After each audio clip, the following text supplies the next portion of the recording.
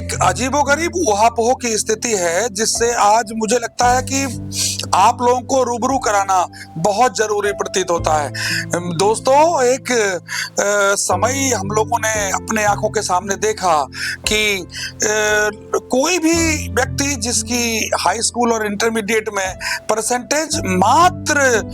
50, 45 और या 60 के इर्द गिर्द होती थी, और जब नॉलेज टेस्टिंग की बात हम करते थे तो वो एक बैलेंस नॉलेज उसको होती थी, हर विषयों में उसके पास में एवरेज नॉलेज होती थी, और हम ये मानते थे कि ये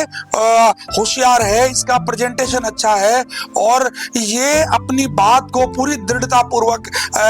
जो डिलीवर कर पा रहा है। लेकिन आज हम जब कंपैरिजन करते हैं आज के समय में, तो हम ये पा रहे हैं कि जो हमारे युवा हैं, जो +2 करके निकल रहे हैं, ग्रेजुएशन कर लेते हैं, पोस्ट ग्रेजुएशन कर लेते हैं, उसमें ज्यादातर विद्यार्थी जिनकी परसेंटेज 90 के प्लस होती है, और ऐसा एक एजुकेशनल ढांचा है जिसमें कि डिस्टिंक्शन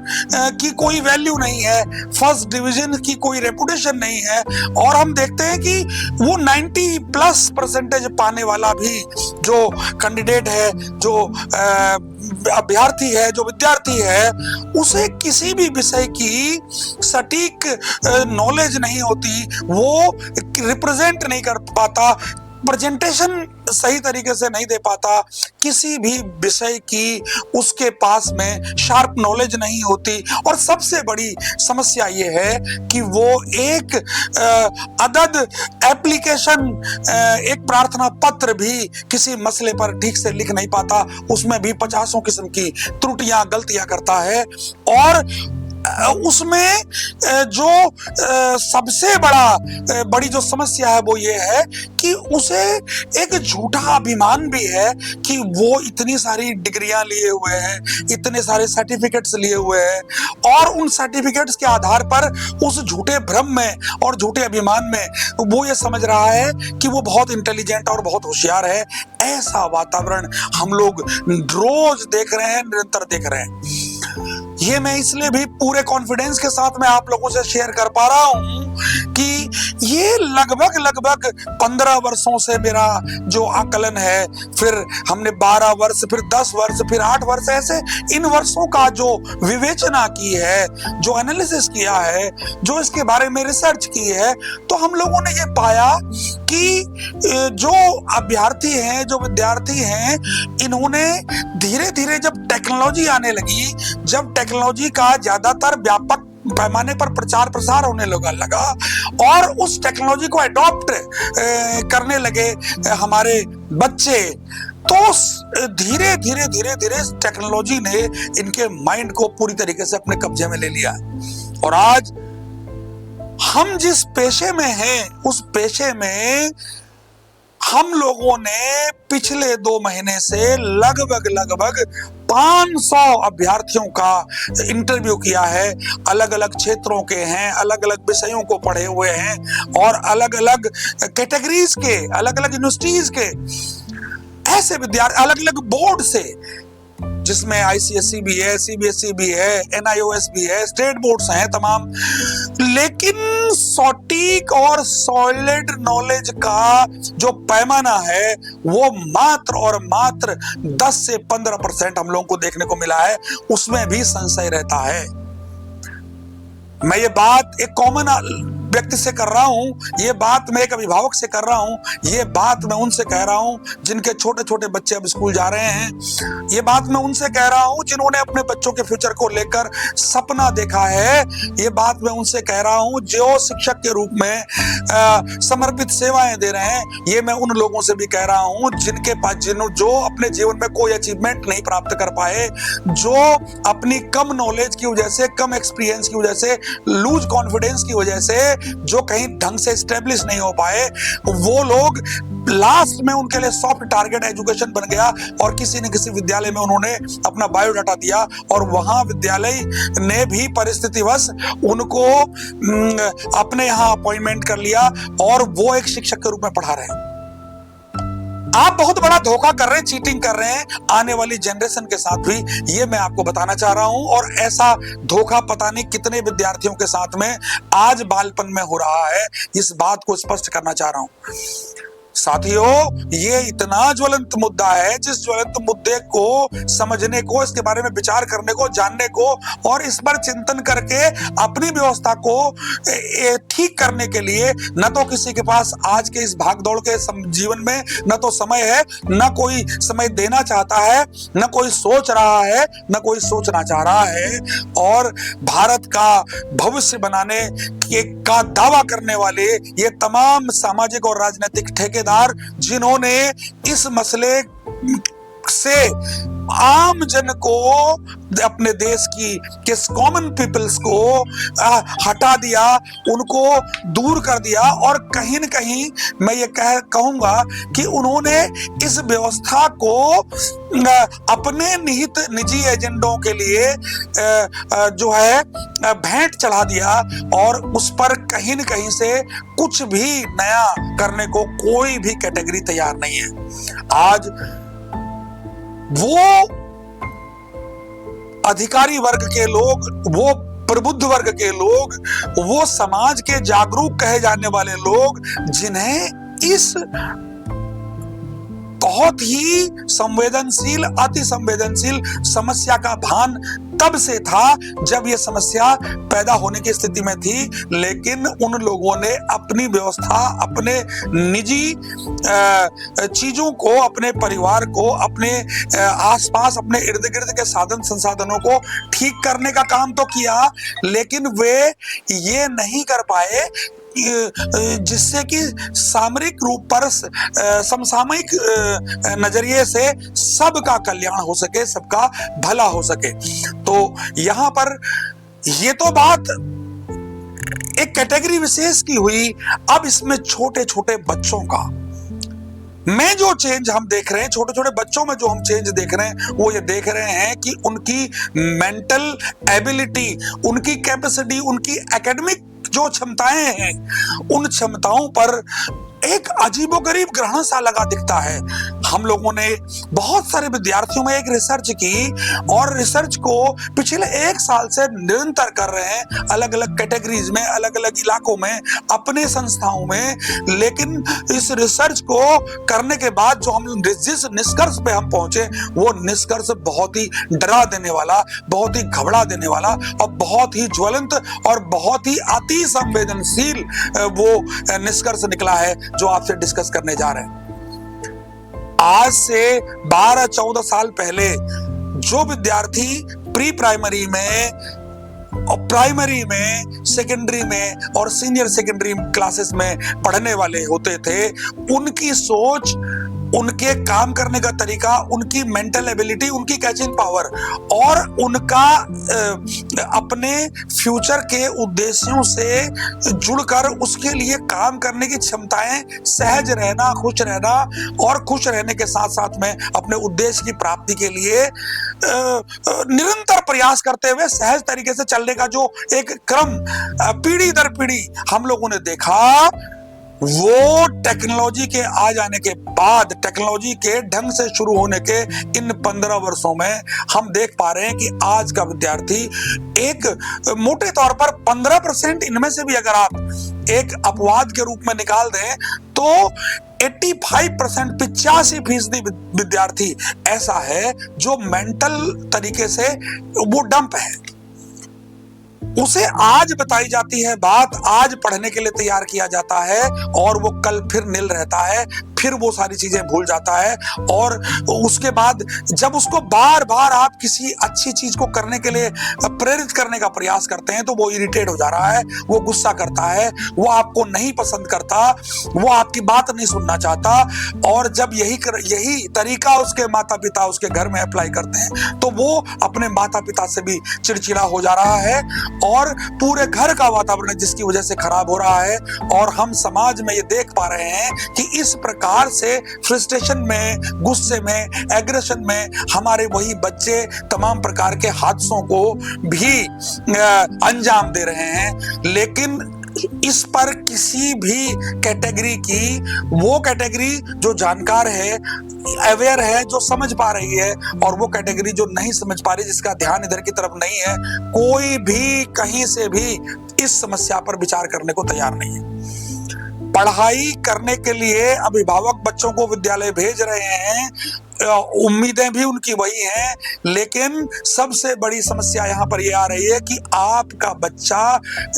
उस प्रकार की मानसिकता वाला नहीं हो रहा है। वो धीरे धीरे उसका शरीर और उसका चेहरा आप देख पा रहे हो, उसके अंदर में मानसिक रूप से होने वाले बदलावों को आप नहीं देख पा रहे हो, और वो बदलाव धीरे धीरे धीरे हो रहे हैं और वो इतने स्टेबल हो जा रहे हैं कि आप चाहकर भी आने वाले दिनों में इतने सक्षम और इतने क्षमतावान नहीं हैं कि आप उसके अंदर स्टेबल तरीके से घर कर गए उन नेगेटिव विचारों को चेंज कर पाएंगे। अब सबसे बड़ा सवाल यह है कि इतनी बड़ी बात कहने के बाद में आपके जहन में एक सवाल आना चाहिए कि आखिर ऐसा क्यों हो रहा है। 15 वर्षों का जो हमने कैलकुलेशन आपके सामने रखा, उसमें ये सबसे बड़ी समस्या का कारण जो कि हम बार बार बताते हैं, आखिर इन 15 वर्षों में ऐसा क्या चेंज हो गया। क्या पढ़ाने वाले चेंज हो गए, या पढ़ने वाले चेंज हो गए, या ये दुनिया चेंज हो गई, समाज चेंज हो गया, सिस्टम चेंज हो गया, आखिर परिवर्तन कहां आया।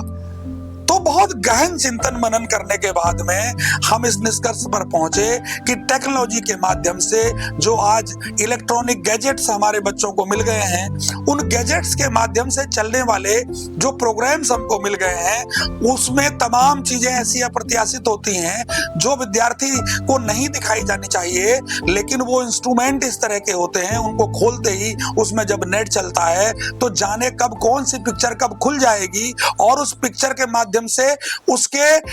मासूम मस्तिष्क पर, उसके हृदय पर उसका क्या असर होगा हम ये नहीं जानते। सेकंडों में बच्चा उन पिक्चर्स को देखता है जो उसकी उम्र के हिसाब से उसको नहीं देखना चाहिए।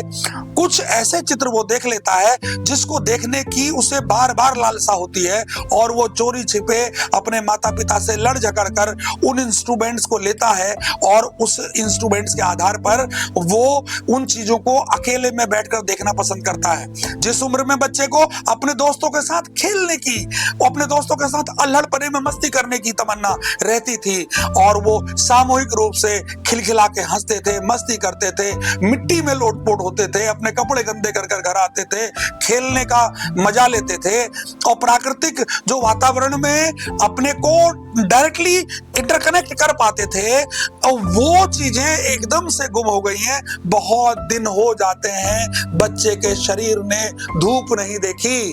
और बच्चे के उस विटामिन डी और विटामिन B12 और तमाम प्रकार के और विटामिन्स की कमी की वजह से भी वो बच्चा दो चार हो रहा है, और आप समझ नहीं पा रहे हैं। ये क्रम बहुत दिन तक जब चल रहा है, बच्चा मेडिकली अनफिट हो जा रहा है, मानसिक रूप से उसके पास उसकी क्षमताएं खत्म होती चली जा रही हैं, उसकी कैचिंग पावर पर इफेक्ट पड़ रहा है, और जिसका बेसिकली कारण है ये गैजेट्स, ये मोबाइल फोन, ये इंटरनेट कनेक्शन, और उसका जो बड़ा और विकृत रूप है छोटे बच्चों पर, छोटे बच्चों के मासूम जो दिमाग है उस पर ये इतना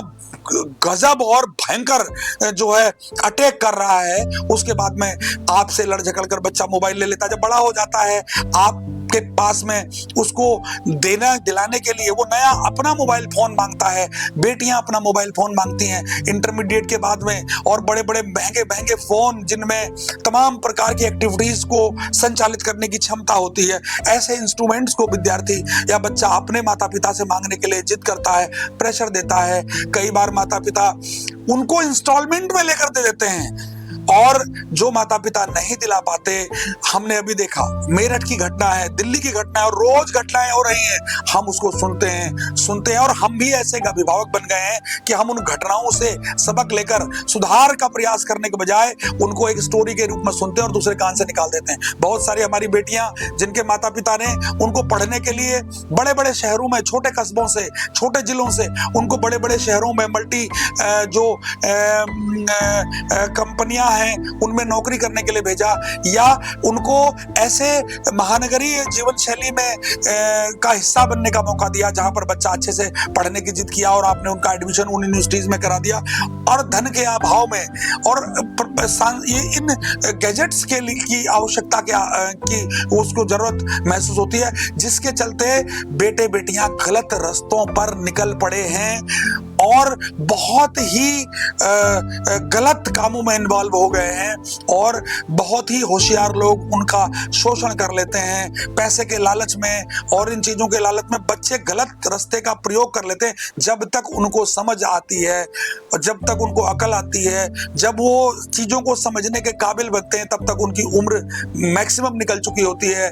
मानसिक रूप से उनके ऊपर दबाव होता है, एंजाइटी और डिप्रेशन का वो शिकार हो चुके होते हैं, नाकामयाबी का उनको बहुत बड़ा सदमा लग रहा होता है, नया कुछ करने के लिए नहीं होता है। और ऐसे लोगों को, ऐसे कैंडिडेट्स को, ऐसे विद्यार्थियों को ये समझ में नहीं आता वो आगे क्या करें। उसमें सुसाइड के केसेस बढ़ गए हैं, एक दूसरे के प्रति के ऊपर एग्रेशन निकालने का जो केसेस हैं वो बढ़ गए हैं, गुस्सा करने की प्रवृत्ति बढ़ गई है। और हमने तो पढ़ाने वाले एटमॉस्फेयर में इसको रिसर्च करके देखा। अभी वर्ल्ड हेल्थ ऑर्गेनाइजेशन ने एक बहुत बड़ी रिपोर्ट पब्लिश की है कि इंस्टाग्राम के की तरह के तमाम प्रकार के जो ऐप हैं इन गैजेट्स में, उन ऐप्स को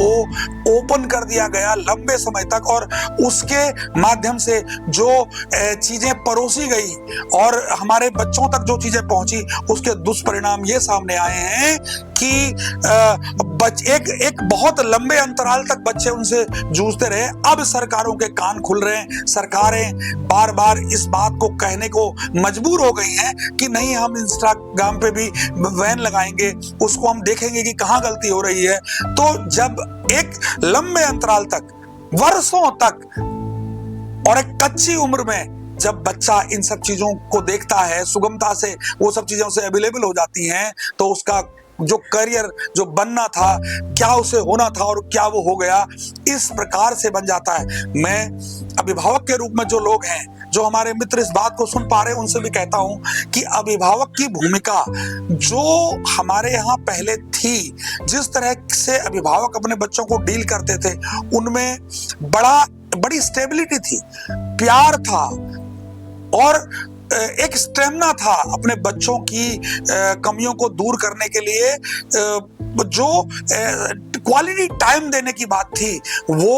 उनके अंदर में थी, और वो तरीका इस तरीके से काफी बेहतर, हम कहेंगे कि वो तरीका बेहतर था। और आज जो इस प्रकार से अपनी उम्र को खर्च कर दिया, ना समझिए बहुत लंबे समय तक, और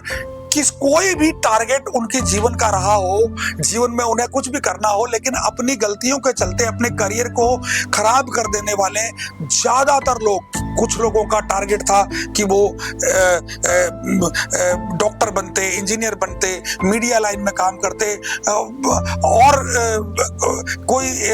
अनुसंधान के क्षेत्र में जाते, या कोई अच्छी फार्मिंग के क्षेत्र में जाते। तमाम प्रकार के परिकल्पों के लिए वो बचपन से अगर मन बनाए, उस उद्देश्य में काम नहीं किया, और बाद में जब वो हार जाते हैं, तमाम प्रकार की मानसिक परेशानियों से घिर जाते हैं, तो उसके बाद में उनको सलाह देने वाले भी उनसे कहते हैं कि जाके कहीं तुम पढ़ा क्यों नहीं लेते, जाके कहीं तुम टीचिंग क्यों नहीं कर लेते, तुमने तो ये इस बोर्ड से, यहां से एक एजुकेशन लिए, तुम पढ़ा सकते हो, जाओ पढ़ाओ। तो मैं आप सभी से कहना चाहता हूं कि पढ़ाने के लिए, पढ़ाने वाली फील्ड सॉफ्ट टारगेट नहीं होनी चाहिए। ये सबसे संवेदनशील विषय है। यहाँ पढ़ाने के लिए उन लोगों को रखा जाना चाहिए, या वो लोग आने चाहिए जो वास्तव में पढ़ाना, पढ़ना, जिनका पैशन हो, डेडिकेशन हो, जिनका कमिटमेंट हो, जो एक पेशेवर बहुत ही शानदार टीचर बनना जिनका जिंदगी का लक्ष्य रहा हो, ऐसे लोगों को इसमें आना चाहिए। जो बाय चांस आते हैं, समय काटने के लिए आते हैं, उनका करियर खराब हो गया तो वो उनके लिए ये है कि ये आसानी से मिल जाएगा इसलिए आते हैं। ये लोग खुद का बिगाड़ चुके होते हैं और आने वाली पीढ़ी को भी बिगाड़ने में इनकी भूमिका होती है। और इनको सेलेक्ट करने वाले वो लोग जो इनको चूज करते हैं, उनकी भी बहुत बड़ी जिम्मेदारी है कि ऐसे लोगों के हवाले आने वाले समाज का, आने वाले देश का और भविष्य ना हवाले किया जाए। ये आज आपसे मेरा सजेशन है। और इसी के साथ में आज मैं निश्चित रूप में ये चाहूंगा कि आप इस बात को ध्यान से सुने, इस पर मंथन करें और चिंतन करें, और चिंतन करने के बाद में इस बात पर सुधार के लिए एक कदम आपकी तरफ से भी। बहुत बहुत धन्यवाद। नमस्कार।